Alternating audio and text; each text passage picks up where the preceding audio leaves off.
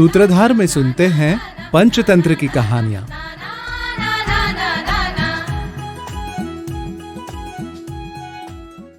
धर्म बुद्धि कुबुद्धिश्च द्वावे तो विदितो मम पुत्रेण व्यर्थ पांडित्यात् पिता धूमेन घातितः। अर्थात धर्म बुद्धि और कुबुद्धि इन दोनों को मैंने जान लिया। पुत्र की मूर्खता से उसका पिता धुएं से मारा गया। पंचतंत्र में सुनते हैं धर्म बुद्धि और पाप बुद्धि की कथा। किसी गांव में धर्म बुद्धि और पाप बुद्धि नाम के दो मित्र रहते थे। एक दिन पाप बुद्धि ने सोचा कि मैं तो मूर्ख हूं, इसीलिए गरीब हूं।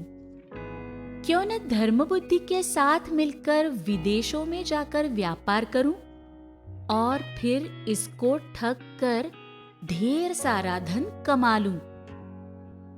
ये सोचकर एक दिन पाप बुद्धि ने धर्म बुद्धि से कहा, हम इस गांव में अपना समय व्यर्थ कर रहे हैं, क्यों न हम नगर में जाकर कुछ व्यापार करें। धर्म बुद्धि ने अपने मित्र की बात मान ली और उसके साथ नगर को चला गया। दोनों ने कई दिनों तक नगर में रह के व्यापार किया और अच्छा धन कमाया। एक दिन दोनों ने अपने गांव वापस लौटने का मन बनाया। गांव के समीप पहुंचने पर पाप बुद्धि ने धर्म बुद्धि से कहा, मित्र, इतना सारा धन एक साथ घर ले जाना उचित नहीं है। क्यों न हम थोड़ा सा धन निकाल कर बाकी यहीं कहीं धरती में गाड़ दे। आगे जब भी आवश्यकता होगी हम यहाँ आकर निकाल लिया करेंगे। उसकी बात धर्म बुद्धि ने मान ली। एक रात पाप बुद्धि जंगल में गया और गड्ढे से सारा धन निकाल कर ले आया। दूसरे दिन पाप बुद्धि धर्म बुद्धि के घर गया और बोला, मित्र, मेरा परिवार बहुत बड़ा है। मुझे अपना घर चलाने के लिए अधिक धन की आवश्यकता है, इसलिए हम जंगल जाकर कुछ धन निकाल लाते हैं। दोनों साथ जंगल में चले गए। जब दोनों ने मिलकर उस स्थान पर खोदा जहां धन गड़ा हुआ था, तो धन का पात्र खाली पाया। तब पाप बुद्धि अपना सिर पीटता हुआ बोला, धर्म बुद्धि, तुमने ये धन चुराया है। तुम्हारे अतिरिक्त किसी और को इस स्थान का पता नहीं था। अब जल्दी से मेरा आधा भाग मुझे दे दो, अन्यथा मेरे साथ राज्यसभा चलो, वही इसका निर्णय होगा। उसकी बात सुनकर धर्म बुद्धि ने कहा, रे पापी, मैं चोरी नहीं करता। इस प्रकार आपस में झगड़ा करते हुए न्यायालय में धर्माधिकारी के पास वो गए और वहां एक दूसरे को गलत बताते हुए अपनी बात कहने लगे।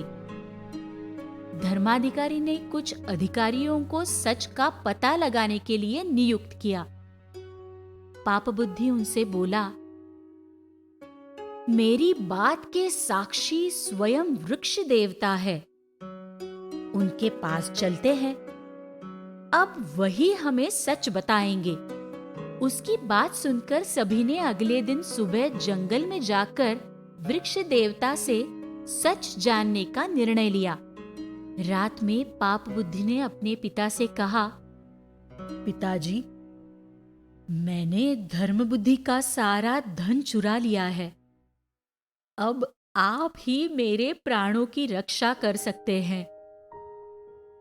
पाप बुद्धि के पिता ने कहा, पुत्र, तुम बताओ मैं क्या करूं जिससे तुम्हारे प्राणों की रक्षा हो सके।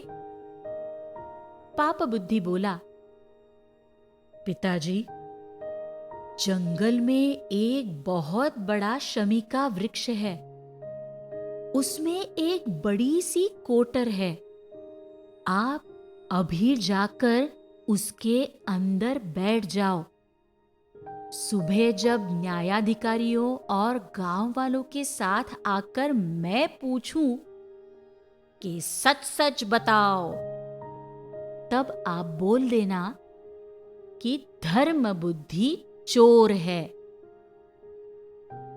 अगले दिन सभी लोग धर्म बुद्धि और पाप बुद्धि के साथ जंगल पहुंचे। पाप बुद्धि शमी के वृक्ष के नीचे खड़ा होकर जोर से बोला, वन देवता, अब आप ही न्याय कीजिए और बताइए हम दोनों में चोर कौन है। तब पाप बुद्धि का पिता शमी की कोटर में से बोला, धर्म बुद्धि चोर है। वृक्ष की बात सुनकर न्यायाधिकारी धर्म बुद्धि को क्या दंड दिया जाए, इस पर विचार विमर्श करने लगे। तभी धर्म बुद्धि ने उस पेड़ की कोटर को घास फूस से ढककर उसमें आग लगा दी। कोटर के जलने से आंखों और फेफड़ों में धुआं भरने के कारण पाप बुद्धि का पिता चिल्लाते हुए कोटर से बाहर आया और सबको पाप बुद्धि का सच उसने बता दिया। राजपुरुषों ने धर्म बुद्धि को छोड़कर पाप बुद्धि को पकड़ लिया और बोले, ओ मूढ़, तुमने स्वयं को बचाने का उपाय तो सोचा, पर उसके परिणामों के बारे में नहीं सोचा। अपने पिता के प्राण संकट में डालकर तुमने केवल अपनी कुटिलता और मूर्खता ही प्रकट की है।